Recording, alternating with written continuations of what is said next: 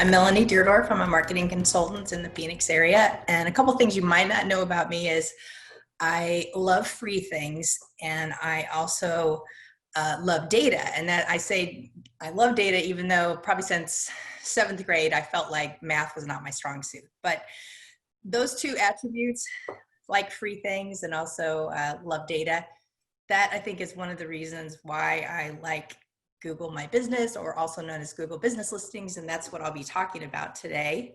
And so I'll get going on that. So you've probably been interacting with Google Business Listings for a long time. It looks like they've been around since 2014. And I forgot to share my screen, so I'll do that real quick. So this is a Google Business Listing. Hopefully everybody can see the screen, and it has my Google Business Listing on it. I've had it for about just a little bit over a year. And ever since I set it up, I've been doing things to try to, trick it out, make it, optimize it is the professional way of saying that. And I've also been helping some of my clients with their Google Business Listings. And so what I've discovered along the way is, it meets a couple of my needs because it's free right now. There was a rumor a few months ago that Google might start charging for it. And I also love the data that I can see inside my account, but also the data that says Google Business Listings are great for small business. So I would venture to say that everyone could benefit from one, but maybe not everyone should have one. It's really kind of up to you. But today I'll talk about what I like about these and give you some tips on how to get more from it or optimize it. So in case you didn't know, these Google Business Listings, this is what it looks like on the desktop. It looks a little bit different on mobile, but these can be for any business. We typically see them for tire stores and restaurants and things like that. But as a sole proprietor and a person without a physical location, which I would guess most of you are in that same boat as I am, you can have one of these accounts. And there's a very simple process to set one up. And then there's a sometimes a longer process when you get a postcard in the mail from Google, or if they decide to verify you in a different way. But once you get the account set up, then it's yours to add to, fill out, complete more information, etc. So if you don't have a listing yet, there's a lot of information online. So I won't go into the, how to set it up, because you can find help from Google. You can find lots of digital marketers writing blog posts about how to set up and optimize your account. And at the end of this little talk, I will show you a couple of resources on my website. So you don't really need to take notes or anything today, but I created a special page yesterday that you can refer to after the call. So I mentioned that a postcard gets mailed to you. So one of the things I know from working with other creative professionals is that they don't like to have their address publicized. Some of them don't. And so you can see on mine here that I actually used to have my address on here. I've kind of gone back and forth because sometimes I read things and I'm like, oh, I need my address on here. And sometimes I don't, or I feel like I shouldn't have it. So currently I have it set so that it's my coverage area. We're calling that the United States, North America, broader. So if you put your actual home address in, or apartment address, wherever you are, Google will find a picture of your address, or find an image from Google Maps, and they will add it to your listing. And I had that on here before, but once I changed it to not include my address, that went away. So we're looking at mine right now, but as Elise mentioned, I'll be looking at her Google listing too. So one of the things I wanted to show you before we show you Elise's is that I found a really great example. You can see my screen. Hopefully it says WordStream on it. Yesterday, I found this image of what an unoptimized and an optimized listing could look like side by side. And I thought it was a great example of kind of out of the box. You get this unoptimized listing, which might not even have photos or anything in it, and no hours, and no information really. And you can see how tall it is. And one of the things I like about having this Google Business Listing is it makes my business look bigger because it has all this information, and it also makes the listing look taller, which takes up space on the search page. And that's a great thing because, as you know from using Google or whatever your favorite search engine is, you know that there's a lot of things competing for your attention: paid ads, organic listings, little boxes that answer a question if you ask a question. So what I like about an optimized Google My Business or GMB listing is that it's taller. It takes up more space on the page. And this is an example of one that's not even as tall as what I'm going to suggest you do. But you can see here where this person added their website, and once they started getting reviews, they have tons of reviews. So those start populating categories, hours, etc. So that's what I mean by optimized, is taking advantage of every little nook and cranny in the Google Business Listing setup that you can look more complete, informative about what you do, more engaging. So that's what I mean by optimize. So I showed you mine. So now we'll go over to, I've got my screens in the way here, go over to Elise's listing. Let me drag the Zoom thing out of the way here. This is okay, sorry, I don't have the right screen up. Let's find Elise's listing. Every once in a while, I have a harder time finding an Elise, and I don't know if, here, we'll go to it this way. Let's see.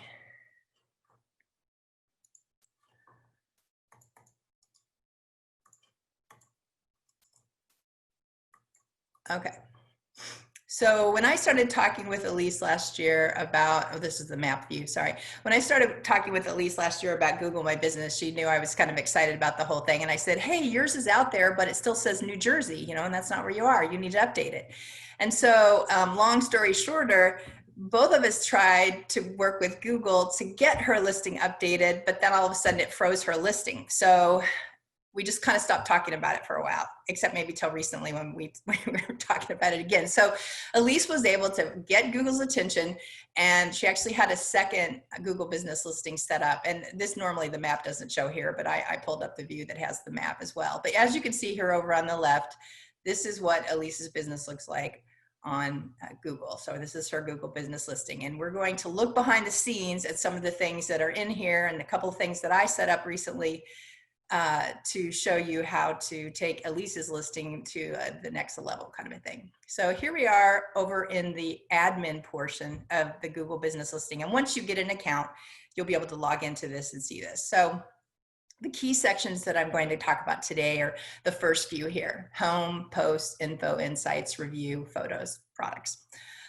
So we're on the home page right now, and this is really just kind of a dashboard. It talks about how many views Elise's listings has had over the last few weeks, how many map views. There's a way to, we'll talk about reviews here in a few minutes, but there's a way to get, to send people a link so that they review you on Google, because reviews are pretty powerful. So the homepage is interesting, but you won't spend much time on here if you are in your account very often. So let's look at info. This is where, after you fill out some information, it's pre-populated for you, but this is where you can actually add some things. So Elise added her hours. Elise could add her calendar link here where it says appointment links down here if she wanted to, but you see phone number, some other things about her Google Business Listing that will eventually make their way, because it's not automatic. Sometimes it takes a couple hours for new information to get added to your Google Business Listing. Yesterday, I added women-led. So you can see on here, this is Black-owned business, veteran-led, women-led. So I picked that yesterday so you could see what that looks like. And that showed up when we were looking at her business listing here, women-led. So then Elise added a little description here. So as you can see here, there's a lot of information you can add, but this is deceptively simple on this page. There's a lot of way to add some content to your Google Business Listing, which I'll show you. So one of the features that I do, or one of the things that I take advantage of, are posts. And I did a couple of these for Elise, one last week and one this week, I believe, just to populate this because Elise's account is somewhat new. And so what I like about this is kind of like a social media post, but it's on Google. And you can I typically add an update, which is like a status update, just like a social media post. If you had some news about your business that was COVID related, if you had a special offer that was timed, or if you had products, you could add that here.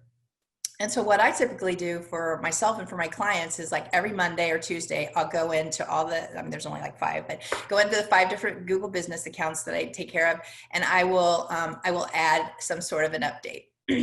And it's very easy to do. You have to, understand the size of the images, and you can find that online, but it's usually wider than it is taller. And so sometimes I'll add an image and I don't like the way it looks once it's published, and I'll go back in and edit it. So this is where you add the image. You could put your blog post in there, your featured image from your blog post. You could create a special graphic. It's really unlimited. Write your post here. It gets truncated after probably 10 words. So I like to keep it short, even though people can click in and read the truncated part. I like to just have the whole sentence in there. So that makes me be a tighter writer. And then here is the call to action button. You don't have to have it every time, but I typically use learn more. And then I take people over to a blog post or a home page or whatever. So once you add that, it takes a few minutes for it to show up, but I like this because it actually makes the listing taller and, standing out, like I mentioned. Now these aren't blog posts down here. I'll explain this to you, but what it does is it just makes your listing vertically longer, but it also gives people a chance to learn more about what you do. And so for Elise here, you can see for the last two ones that we did, I'll just show you. Editing one is super simple, so you can just go in and do edit. Like if you don't like the way the photo turned out, or if you want this to be shorter, you could do that. You can even change the link if you'd like to. But the neat thing is that you get some quick little analytics, because I mentioned I like data, is that when we put this out here, I put this out here on August 23rd. So what is that? Just almost 2 weeks ago. 10 views, 1 click over to her website. And then here was the newer one. I had a little trouble with the image, but this is a thumbnail from a video. 2 views, no clicks yet. And so you might think this information is like, you're not going to get totally fixated on these numbers, but they do show some things over time. And I have one client who, let's see if I've got it up here. They're a law firm, and I can tell when I post certain types of things for them, they get more attention. This is a view here where you can actually see if somebody knew how to, the visitor knew how to engage here, they could go through and look at all the different posts. So they're doing a charitable event this month. So I posted that. Here's a blog post I posted for them the week before. Here's some videos. I've started adding videos for them, and they're getting some nice views, blog content, etc.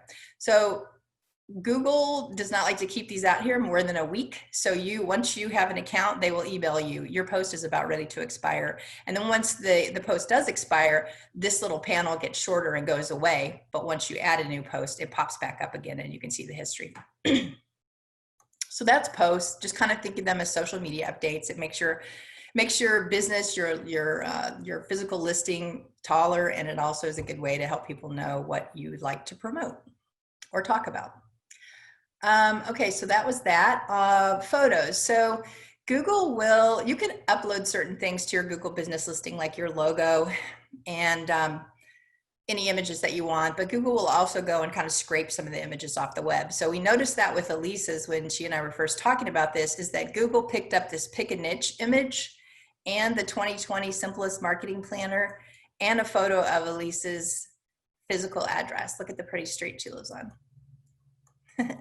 So anyway, Google did that, but the neat thing is you can start to see here, and these are the 3 I added yesterday, Marketing Mentor podcast link, or not link, but a mention, because these are just images with captions, pricing bundle, one of her products, and the case study bundle. So what you can see is these 2 images that have been out here longer, 51 people have looked at this pick a niche kit. Right? So for what's that's worth, but I think that's a great thing because people are discovering and looking into what Elise offers. And then 44 on the simplest marketing planner. And then these are more recent, but still respectable for yesterday or day before, 13, 12, 17. And what I wanted to show you, if I can pull it up here, is that I found a very interesting statistic yesterday, so I added it here. It doesn't really look super good, but let me just show you here.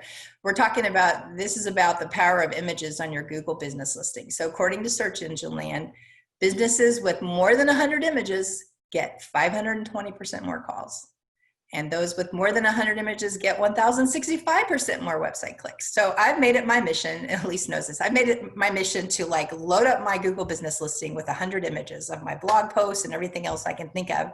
And then I'm going to see if I get more attention from my listing, because I've found that retail businesses, and with a physical storefront, they do, in my brief experience for the last 2 years, I do think that you get more interaction when you have a physical location that people are trying to find to drive to. But that being said, I still can tell how many people come over to my website from my Google business listing because I have a custom URL somewhere around here. Let's see if it shows up on the screen. I don't know if you can see in the right-hand corner down here, but it's when I hover over a website, it says melaniedeardorf.com/UTM source equals GMB.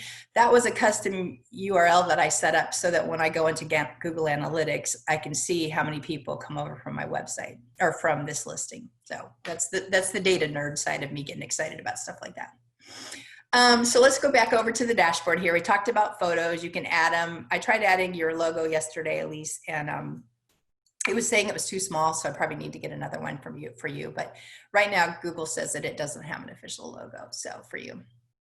All right, quickly moving along. Let's look at products. Can you show us this is something I tried on my site or my Google business listing for a while, and I didn't like it, so I took them off. But I found a really good example of someone who you may know because she's in the Slack group and in Elise's world, is Barb David's Compass Digital Strategies. She's a big fan of Google business listings, so we've both bonded over that with each other. And so I noticed that she has a lot of products listed. So this kind of shows you how your listing is going to be even longer. She doesn't have an update right now, but we could see previous updates. But she filled out the product section, and she doesn't have prices on here, which you can add prices, but she's got some nice descriptions of all the things that she does. A technical site audit. She's my SEO go-to person. One of the SEO people I love talking with in the group because she's just so knowledgeable. She talks about schema markup. You know, that's above me. I know what schema is, but I've never tried to tackle that. So you can see here where she has gone into her Google business listing. She's filled out this product section one by one. Add a product, describe it, maybe put a price with it, add another product. So you could do that if you have packages for like case studies, or you offer even blog posts or graphic design. Maybe you do, you have some sort of branding guidelines, whatever you want to productize, you could add it to your account here.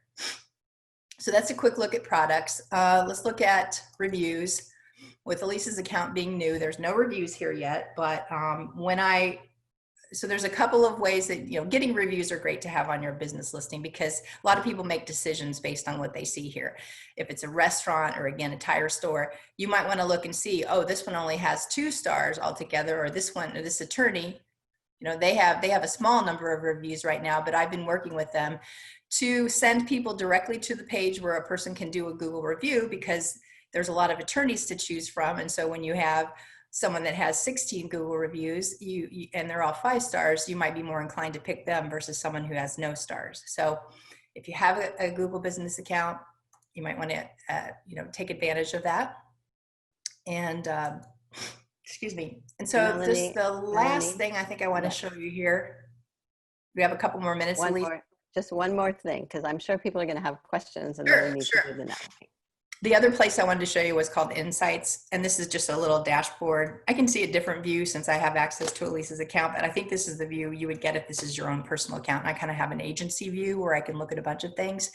But this just shows how many people have been interacting with Elise's business, some or business listings. Some of this was on that homepage that I showed you earlier.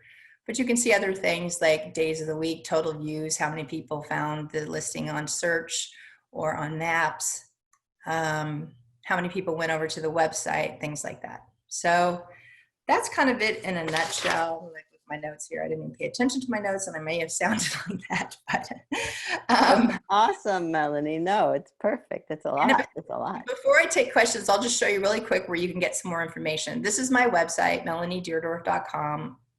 You can also get there by going to melaniethemarketer.com if that's easier to spell. But if you scroll down to the bottom here, this is where you can find a link to this little hidden page that I added. Right here, speaking of Google My Business, this week I'm planning out my remarks for a mini training session, blah, blah, blah. Here is the bonus resources page for Elise's peeps. So, and nice. I've got it right here, actually. So what I did was I just put some of these things that I quickly went through. One thing I didn't mention is, for some reason, and I guess it's because of, good keywords, the second most popular post on my blog for the last 2 years is the one I wrote about Google My Business facts to amaze, amuse, and use. So I'm always surprised every month when I see that, it's like, wow, people keep finding that. How cool. So I'm linking it here for you in case you want to read it, because it goes into a lot of what I talked about today. This is the article where I showed that side by side of what an optimized business listing looks like. So I listed it there. A couple statistics about images, a link to mine, and then most of the tips I covered here. And down at the bottom, I want to just mention here, if you want to see Elisa's Google business listing, you can click this here. And if you'd like to leave her review, be one of the first ones to leave her a review. You can go here and it will take you right to, it'll actually pop up the screen with the stars on it. So we'll give it a second here. But this is where, you know, if you've worked with Elise one-on-one or have been in one of her small groups, or you've bought, you know, some of her helpful products that she sells, you can actually, you know, leave a review here. Wow. Thank you, Melanie. I hope you don't mind that. I don't, of course not. And put that link to the page on your site in the chat bar for people. Oh, okay, sure. I will share it also. Here you can go right to it. It's called melaniederdorf.com, Google My Business Resources. So beautiful. Copy, and I will put that. Let me stop the share. Stop the share. Now, let's see. I'm just gonna. There we go. The gallery view. Do people have questions? Raise your hand if you have questions about what Melanie just shared. I see one in there from Sarah. Are there search pros and cons to having an address versus North America, assuming your client base is not local? I always, when I see use your local address, it does tend to be in articles that talk about local SEO and the power of that. And the more you can optimize your website and even your Google business listing to mention your coverage area, the better. I like that sound when I like that idea when I set mine up, and I had my address in there for a while, but I decided to take it out. So I don't know a good stat on that, but I would assume that if your business is local and that's really what you want to focus on, you'd want to have your address in there from an SEO standpoint. And yes, someone wrote, important to respond to reviews. That's a good point, because I've inherited people's Google business listings account where they forgot to go in there and thank people.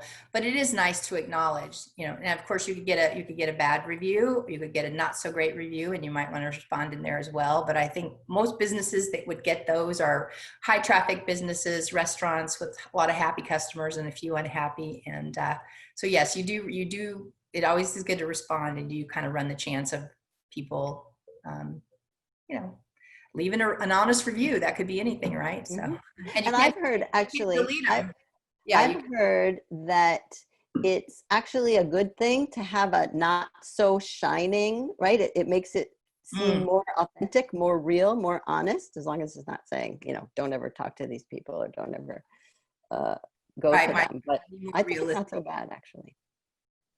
Yeah, somebody mentioned about having an address and they took it off because they had students show up on the doorstep. Oh my goodness, yeah.